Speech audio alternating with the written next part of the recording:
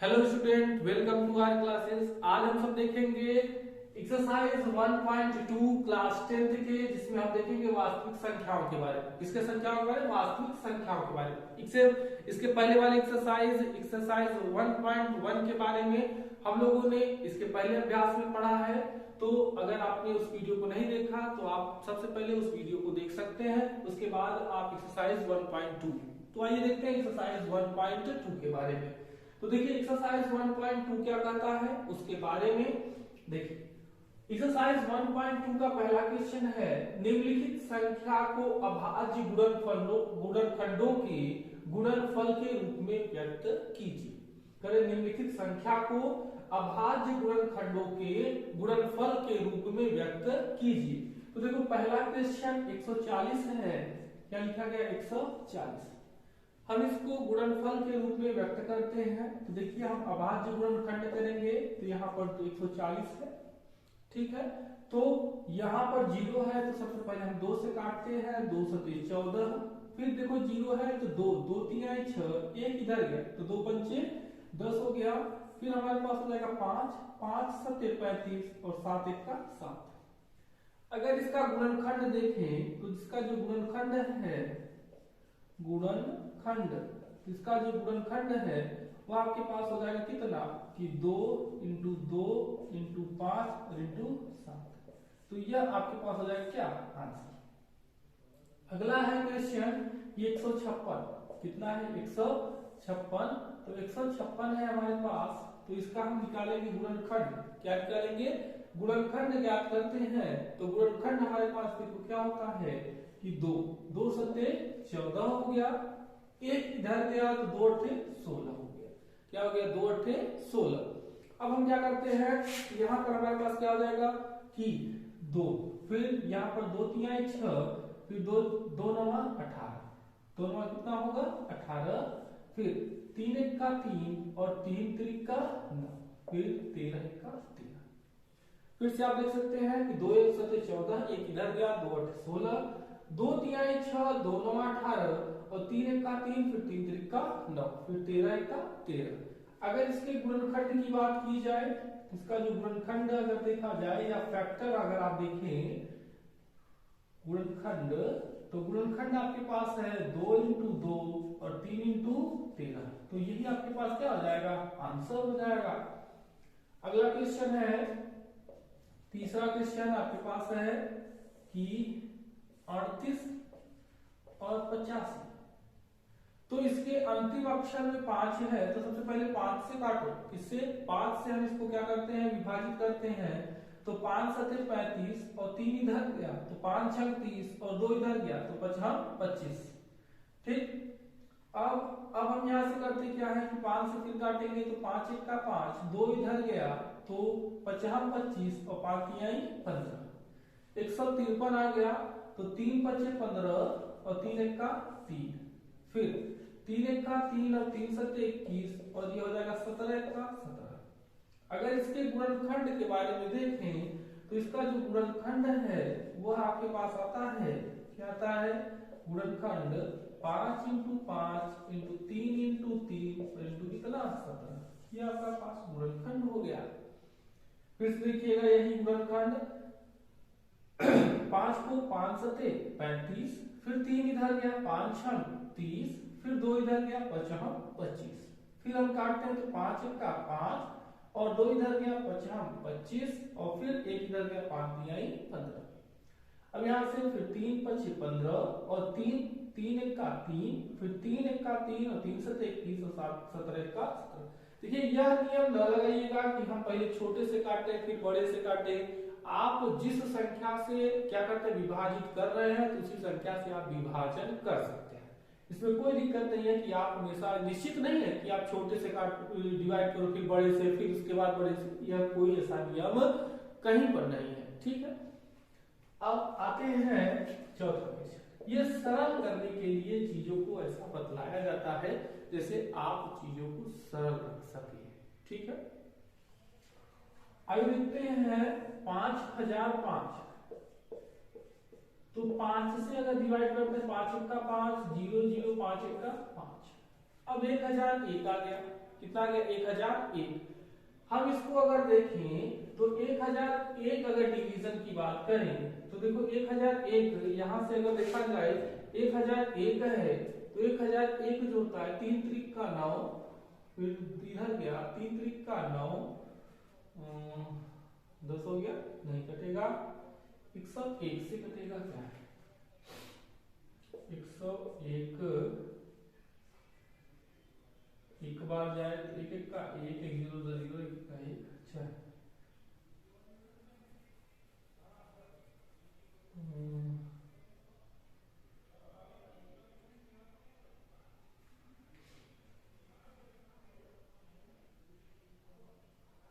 Division करना पड़ेगा इसको कि किससे हम इसको क्या करते हैं, डिवाइड करते हैं। आइए देखते हैं एक मिनट, आइए देखते हैं इसके आगे क्या है क्वेश्चन। देखो इसमें हमने सबसे पहले किससे काटा, 5 से।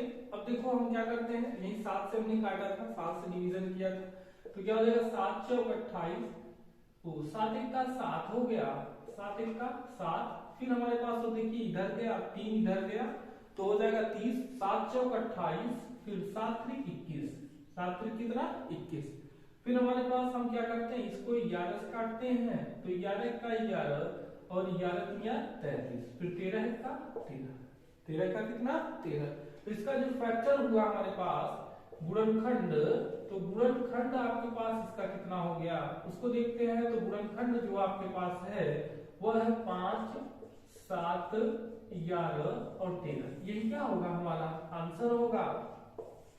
आइए देखते हैं अगला क्वेश्चन। अगला क्वेश्चन है 74 29 है, 74 कितना 29 है, तो 74 अगर 29 को देखा जाए तो यहाँ पर हम सबसे पहले क्या करेंगे, इसको क्या करते हैं डिवीजन करते हैं। तो देखिए हम यहाँ से करते क्या है कि पहाड़ा पढ़ेंगे। देखिए अगर हम टेबल पढ़ते हैं पहाड़ पढ़ते हैं तो देखिए सबसे पहले 17 का पढ़ेंगे, क्यों, देखो किसी से भी टेबल करेंगे, देखो हमारे पास 9 2 11, 11 4 15 और 15 7 कितना होता है 22। यह जो आपके पास मान है यह किसी संख्या से नहीं कट रहा है, इसको आप देख सकते हैं। तो हम 17 से काटेंगे, किससे काटते हैं 17 से काटेंगे, तो 17 देखो 17 तो क्या मान 17 चौका 68, तो 17 चौका 68, फिर अब यहां से 6 इधर गया, फिर 62 हो गया, तो 17 त्रिक 51, 17 त्रिक कितना 51। अब यहां से देखो 62 में से अगर 51 गया तो हमारे पास 1 और यहाँ पर 119 ना, तो हमारे पास क्या हो जाएगा 17 7 119, 7 7 49 और 7 1 का 7 4 ठीक। अब हमारे पास आ गया 437। अब देखो अगर फिर इसको देखा जाए तो ये 7 4 11, 11 3 14, ये जो है संख्या ये 19 से कटेगी, किससे कटेगी 19 से, किससे कट रही है 19 से। आप इसको देखो डिवाइड करेंगे, 2 से काटेंगे, 3 से काटेंगे, 4 से काटेंगे, 5 से काटेंगे, 6 से 7 से ना, आप ऐसे अभाज्य संख्या से 2 3 5 7 फिर 11 फिर 13 फिर 17 फिर क्या होगा 19 फिर 23 ऐसे काटते चले जाएंगे, तो यहाँ पर संख्या जो होगी वह 19 से कटेगी, किससे कटेगी अब 19 से। तो देखिए 19 दूना 38 हो गया, 5 इधर गया तो 5 19 फिर कितना हो गया 57। अब देखो 23 है तो 23 आपके पास इकट्ठा आ गया 23। अब हमारे पास यही चीजें हो गई, इसका जो फैक्टर होगा वो हो जाएगा गुणनखंड, क्या होगा इसका गुणनखंड 17 19 और 23 होगा, 17 19 और क्या हो जाएगा 23। तो यह था आपके पास क्वेश्चन नंबर 1, जिसके हमने सभी क्वेश्चनों को बारी बारी से क्या देखा, पहले पहला फिर सेकंड फिर पहला दूसरा तीसरा चौथा और पांचवा। आइए अब देखते हैं इसका दूसरा नंबर क्वेश्चन।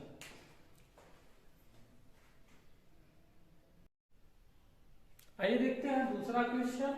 देखिए पूर्णांकों के निम्नलिखित युग्मों एचसीएफ व एलसीएम ज्ञात कीजिए, युग्मों का एचसीएफ व एलसीएम ज्ञात कीजिए तथा इसकी जांच कीजिए कि संख्याओं का गुणनफल एचसीएफ और एलसीएम के बराबर होता है। एचसीएफ और एलसीएम के गुणनफल के क्या होता है बराबर। तो पहले हम इन दोनों संख्या का एचसीएफ और एलसीएम ज्ञात करेंगे, फिर देखेंगे कि यह जो परिणाम है वह कथन सही है कि नहीं है।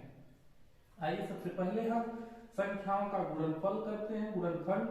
तो देखो 26 हो गया, तो 2 एक का 2, 2 तिया 6, फिर 13 एक का 13।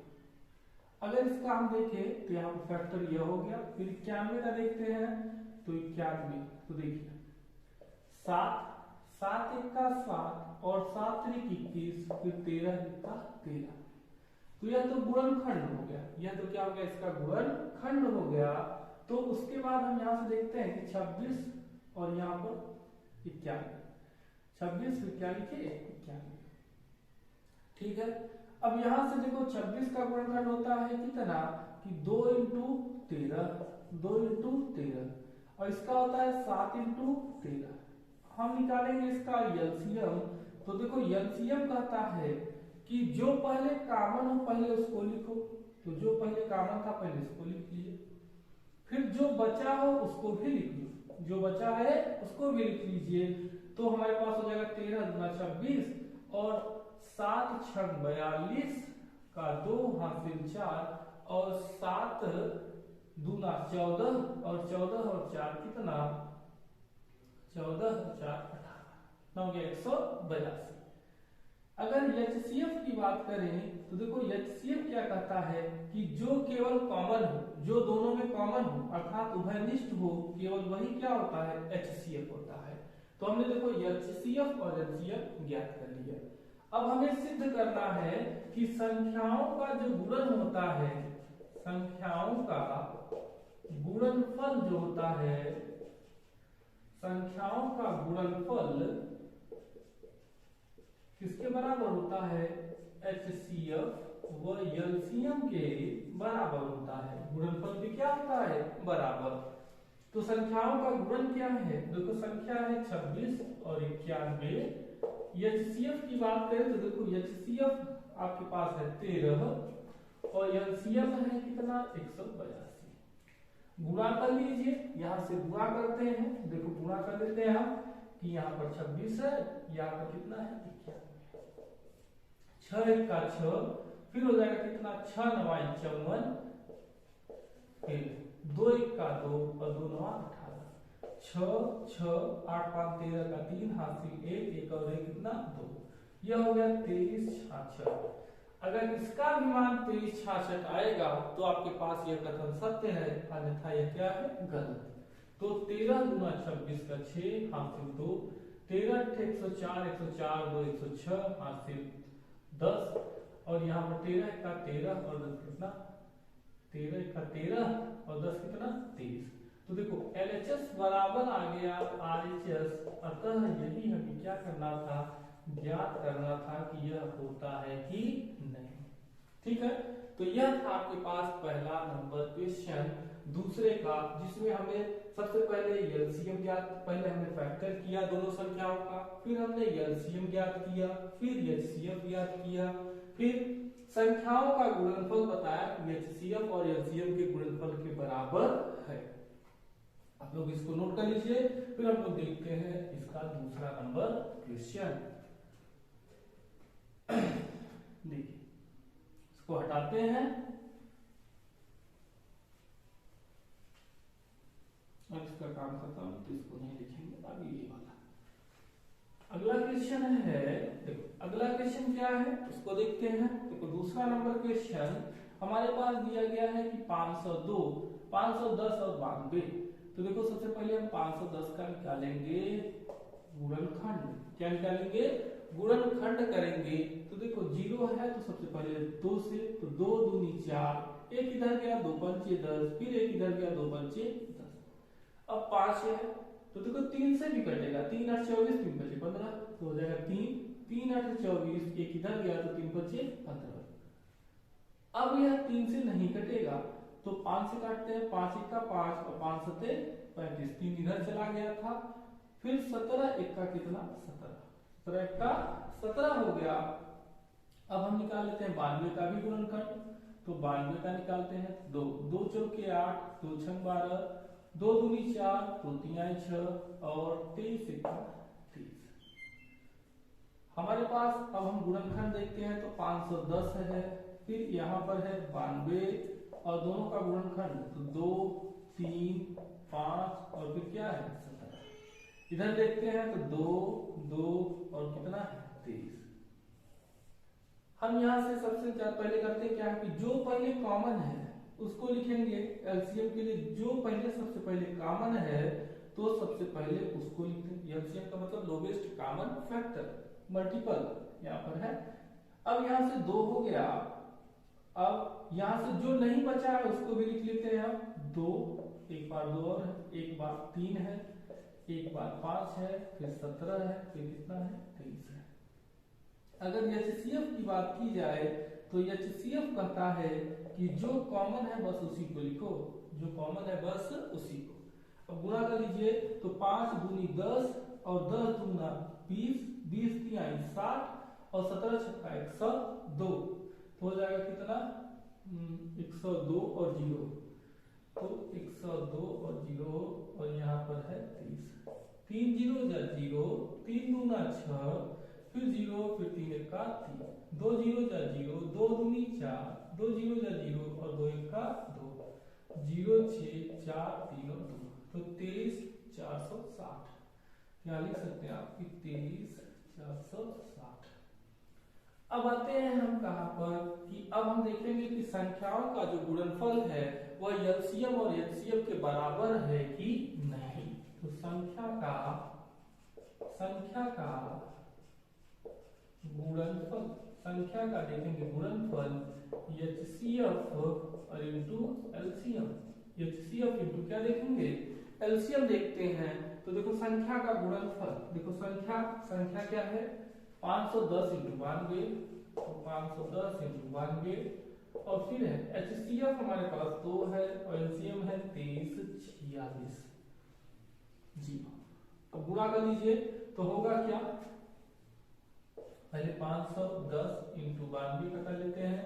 2 0 जा 0, 2 1 का 2, 2 पंचे 10, 9 0 जा 0, 9 1 का 9 और 9 पंचे 45, 0 2 9 फिर हो जाएगा 6 और कितना 4, 46 फिर हो जाएगा 46 920, कितना आ गया 46 920। देखते हैं इसका भी आता है कि नहीं। 2 0 जा 0, 2 6 12, 2 चौकी 8 और 1 9, 2 तिहाई 6 और 2 दूनी 4। एकदम आपके पास वही संख्या आ गई LHS बराबर RHS और यही हमें क्या करना था, प्रूव करना था या बराबर दिखाना था। ठीक है, तो इसमें हम लोग देख क्या रहे हैं कि पहले हम संख्याओं के फैक्टर को ज्ञात कर रहे हैं। फैक्टर को ज्ञात करने के पश्चात हम उसका एलसीएम निकाल रहे हैं, HCF निकाल रहे हैं, फिर देख रहे हैं संख्याओं का गुणनफल HCF और एलसीएम के क्या है बराबर है। अगला क्वेश्चन इसका तीसरा, दूसरे का क्वेश्चन का तीसरा नंबर देखते हैं।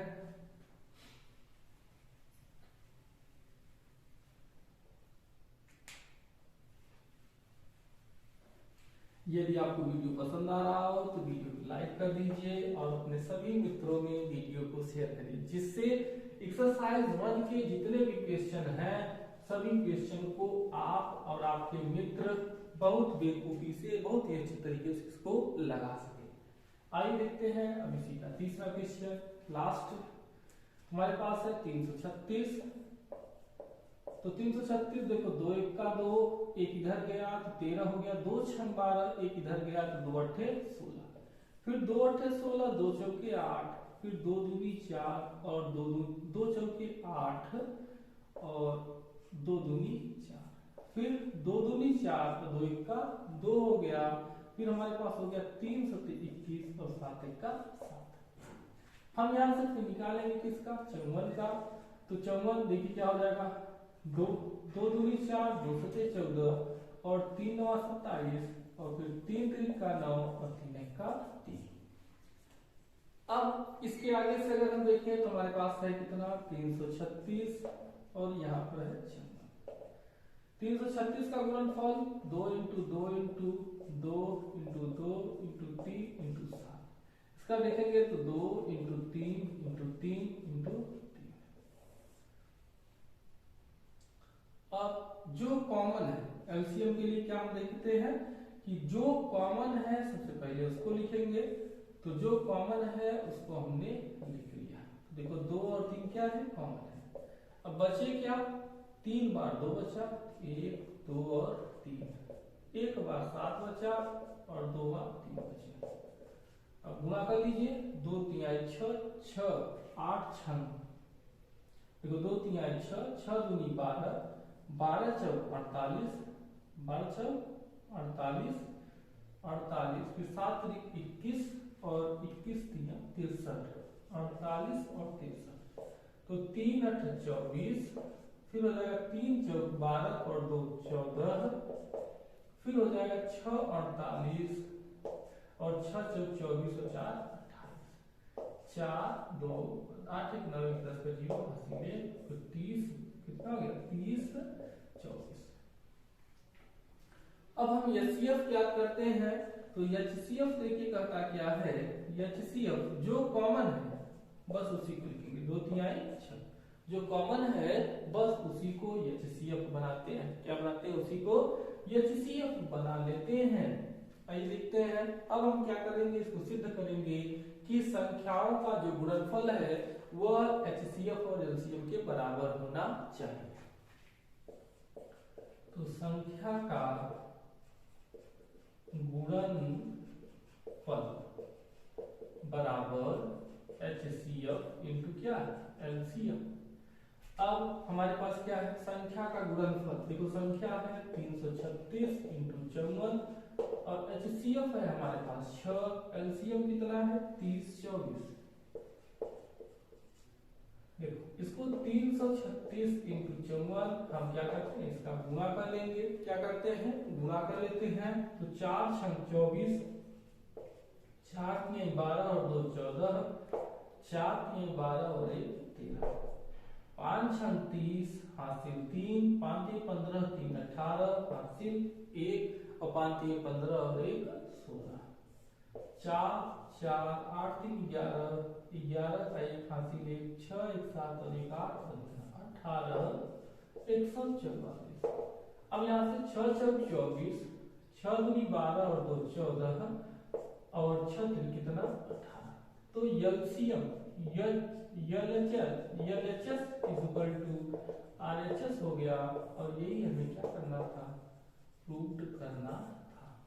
तो यह था आपके पास क्या, दूसरा नंबर क्वेश्चन, जिसमें हमने सभी क्वेश्चनों को क्या किया, आपके सामने रखा, जिसमें सभी क्वेश्चनों को सॉल्यूशन आपके सामने रखे गए हैं। आप इस क्वेश्चनों को चाहे तो वीडियो को पॉज करके इसको नोट कर सकते हैं, अन्यथा आप इसका क्या कर सकते हैं, स्क्रीनशॉट भी ले सकते हैं। आइए देखते हैं इसके बाद तीसरा नंबर क्वेश्चन। पहले इसको इरेज कर लिया जाए, इसके बाद देखेंगे।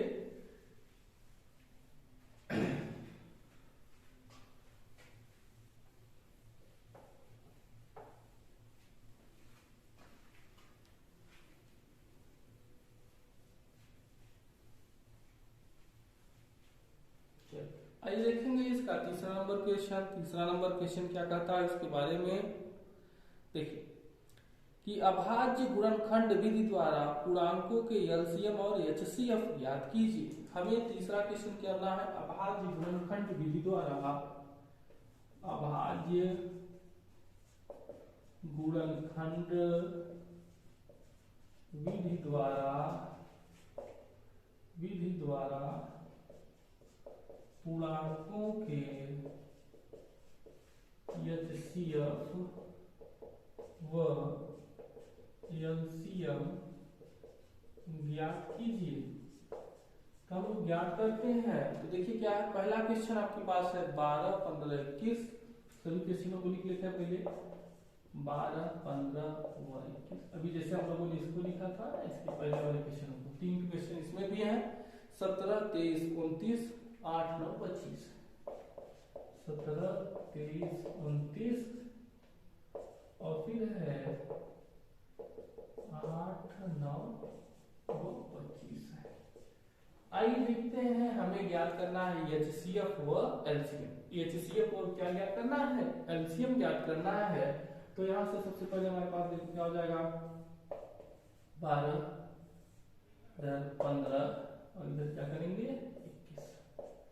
ठीक, अब यहाँ से देखो क्या हो जाएगा, 2 छंग 12, 2 तिहाई 6 और 3 एक्का 3 15। तो 3 बचे 15 और 5 एक्का 5, फिर 3 सत्ते 21 और 7 एक्का 7। यह तो हो गया 7। अब हम इसको लिखते हैं, इसका गुणनखंड 12 15 और 21।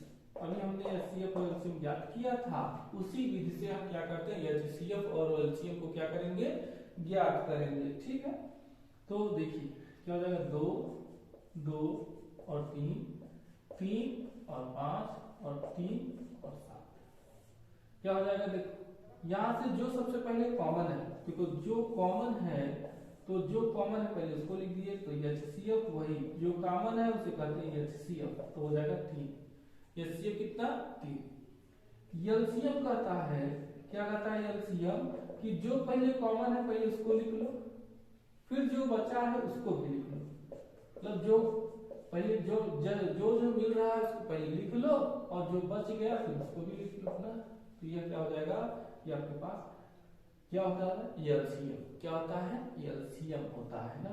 इसे अगर हम देखें तो HCF का मतलब जो ताजा मिले तो वही खाया था बस, और अगर LCM का देखा जाए कि ताजा तो ये खाएगा ही, बस ये खा लेगा ना। ठीक है, तो यह हो जाता है क्या, LCM। क्या होता है, LCM। तो देखो 5 गुना 10 गुना 20, 20 तिहाई 60 और 6 सत्ते 42, 420। तो 420 आ गया ना, बहुत ही देखा कहे ना, बस ये खा ले रहा है, तो 420 है ना ये। तो यह हो गया आपके पास क्वेश्चन नंबर 1। अब इसी प्रकार से हम देखेंगे दूसरा है आपके पास, देखो दूसरा क्वेश्चन 17 23 और फिर क्या है 29। 17 23 और 29। अब देखो तीनों ही अभाज्य संख्या है, तो अगर 17 देखा जाए तो 17 का 17, 23 को देखा जाए 23 का 23 और 29 को देखा जाए तो 29 का 29 हो जाएगा। हम इसका अगर गुणनखंड देखें तो हमारे पास देखो 17 है, 23 है और 29 है। एक 17 में 17, एक 23 में 23 और एक 29 में 29। कुछ नहीं है तो क्या कॉमन मान लिए, 1 मान लिए। तो HCF की अगर बात की जाए तो जो पहले कॉमन है पहले वही होगा, और LCM की बात की जाए तो ये हो जाएगा, देखो 17 23 और 29। 17 23 और 29। 17 3 51, 17 दूना 34, 34 और 5 कितना 39। फिर हो गया 29, 29 से गुणा कर लेंगे तो 391 में अगर 29 से गुणा करते हैं तो 9 का 9, 9 9 81 का 1 8, 9 3 27 और 27 और 8 कितना होता है 27 और 8 35, 2 1 का 2, 2 9 18 और 2 3 6 7। तो 9 3 8 5 13 का 3 हासिल 7 10 और 1 11। कितना हो गया 1 1 3 3 9। ठीक है, तो यह था आपके पास दूसरा नंबर का, दूसरे नंबर मतलब तीसरे नंबर में दूसरा क्वेश्चन। अब हम इसमें से देखेंगे इसका लास्ट क्वेश्चन, क्वेश्चन नंबर 3, तीसरे नंबर का क्वेश्चन लास्ट। अभी और बताना है चौथा, इसको एक्सरसाइज को हम करेंगे, देखिए जहां तक कंप्लीट करते हैं उसे कंप्लीट कर दिया जाएगा। एक एक्सरसाइज हम लोग एक दिन में पढ़ेंगे, तो थोड़ा सा जो परीक्षा आते आते आपके कोर्स जो होंगे वो कंप्लीट हो जाएंगे एक बार फिर से। तो तीसरा 8 है 9 है और क्या है 25। देखो 8 है 9 है और क्या है 25 है। तो देखो 8 को काटेंगे तो 2 चौके 8 हो गया, फिर 2 दूनी 4 हो गया, फिर 2 1 का 2 हो गया। फिर अगर 9 को देखते हैं तो 3 3 का 9, फिर 3 1 का 3। 25 को देखें तो 5 5 25, फिर 5 1 का 5। अगर हम इसका LCM करते हैं तो 8 हो गया, 9 हो गया, 25 हो गया अब यहाँ से 2 दूनी 4 दूनी 8, 3 त्रिका 9 और 5 हम 25। तो यहाँ से हमारे पास देखो क्या होगा, एचसीएफ की बात करें और एलसीएम, देखो तीनों में कुछ कॉमन नहीं है मतलब 1 होगा। और अगर एलसीएम की बात करें तो 2 into 2 into 2, 3 into 3 into 5 into 5, तो क्या हो जाएगा 5 दूना 10, 5 दूना 10, 10 जमा 100, फिर हो जाएगा 100 दूना 200 और 200 नवैया कितना हो जाएगा, 2 नवा 1800 आपके पास एलसीएम हो जाएगा। इसका एलसीएम कितना 1800 और एचसीएफ कितना 1 है। यह था आपके पास क्वेश्चन नंबर 3, जिसमें हम लोगों ने देखा 1, 2 और 3। आइए फिर देखते हैं इसके बाद क्वेश्चन नंबर 3 के बाद हम लोग देखेंगे क्वेश्चन नंबर 4। आप लोग वीडियो को पॉज करके इसका स्क्रीनशॉट ले सकते हैं या तो इसको नोट कर सकते हैं।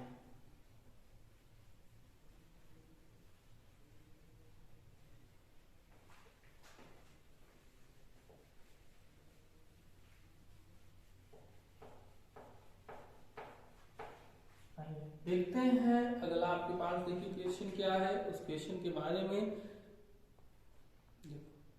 क्वेश्चन आपके पास है एचसीएफ 306 और 657 बराबर 9 दिया गया है, एलसीएम ज्ञात करना है। देखिए क्वेश्चन है आपके पास 4, एचसीएफ 306 और 657 का एचसीएफ 9 दिया गया है। कितना दिया गया है, 9 दिया गया है। एलसीएम ज्ञात कीजिए, क्या ज्ञात करना है, एलसीएम ज्ञात कीजिए, क्या ज्ञात करना है, एलसीएम। देखिए अगर हम देखें तो हम जानते हैं प्रथम संख्या इंटू द्वितीय संख्या बराबर एचसीएफ इंटू क्या होता है, एलसीएम। यही होता है संख्याओं का जो गुणनफल होता है, मतलब प्रथम संख्या और द्वितीय संख्या एचसीएफ और एलसीएम के क्या होती है, बराबर। तो देखो प्रथम है 306, द्वितीय है हमारे पास 657, एचसीएफ है 9 और एलसीएम हमें ज्ञात करना है। 9 का गुणा है, 9 का कर लो भाग, 9 का क्या करेंगे, भाग कर लेते हैं। तो यहाँ पर हो गए एलसीएम, तो देखो 9 का करेंगे भाग, तो इसको काटिए 9 सत्ते 63 और 3 इधर 2 इधर गया तो 9 3 कितना 27। अगर एलसीएम की बात करें तो अगर 306 इंटू 73 और 306 में 73 का कर लो मल्टीप्लाई, 3 छंग 18 और 3 त्रिका 9, 7 छंग 42 और 7 त्रिक 21। तो 8 3 9 4 13 हासिल 1 और 2 कितना हो गया कि 22 33 और 8। तो एलसीएम कितना है 22 33 और 8, 22,333 338 है। ठीक है, यह क्या हो गया हमारे पास दो संख्याओं का एलसीएम, दो संख्याओं का क्या है, एलसीएम है। अब हम देखेंगे क्या क्वेश्चन नंबर 5।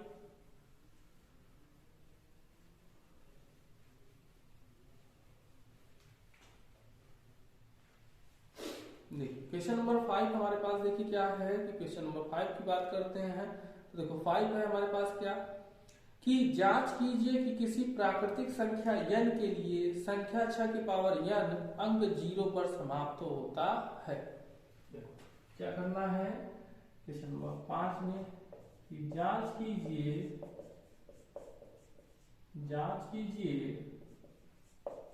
किसी प्राकृतिक संख्या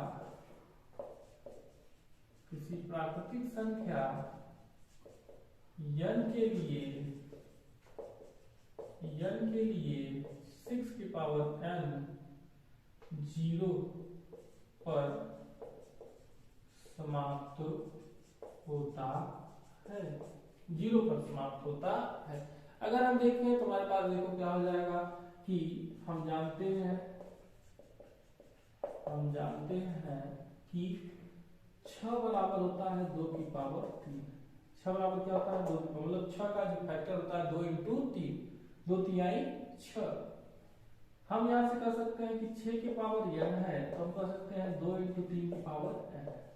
अगर इसको किया जाए कि 2 की पावर n इंटू 3 की पावर n, देखते हैं यदि n बराबर हम 1 रखे, 2 रखे और 3 रखे, इसी प्रकार से कई रखते हैं। देखो 2 की पावर हम 1 रखे तो 2 पर हो गया समाप्त, 2 की पावर 2 रखे तो 2 की पावर 2 कितना 4, 2 की पावर 3 रखे तो 2 की पावर 3 क्या हो गया 8। इसी प्रकार से हम क्या करते हैं 3 को, 3 की पावर 1 तो 3, 3 की पावर 2 तो 9 और 3 की पावर 3 तो कितना 27। देखिए कोई भी अंक 0 पर समाप्त नहीं हो रहा है, कोई भी अंक 0 पर समाप्त नहीं हो रहा है, तो हम क्या लिखेंगे, क्योंकि संख्या 2 व 3 दोनों के इकाई अंक 0 पर समाप्त नहीं होते हैं, 0 पर समाप्त नहीं होते हैं, 0 पर समाप्त क्या होते हैं नहीं होते हैं, अतः हम कह सकते हैं कि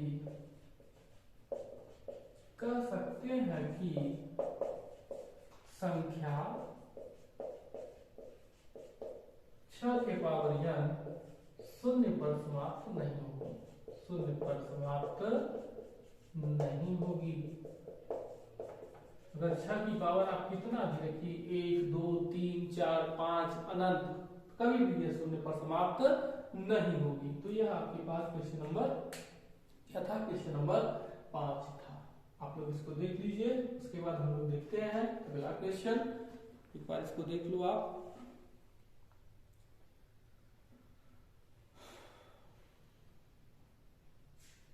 आइए देखते हैं फिर क्वेश्चन नंबर 6।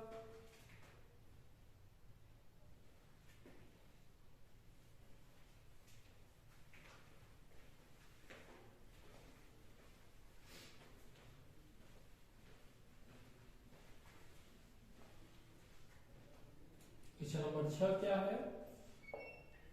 क्वेश्चन नंबर 6 है कि व्याख्या कीजिए कि 7 इंटू 11 इंटू 13, व्याख्या कीजिए कि 7 इंटू 11 इंटू 13 प्लस 13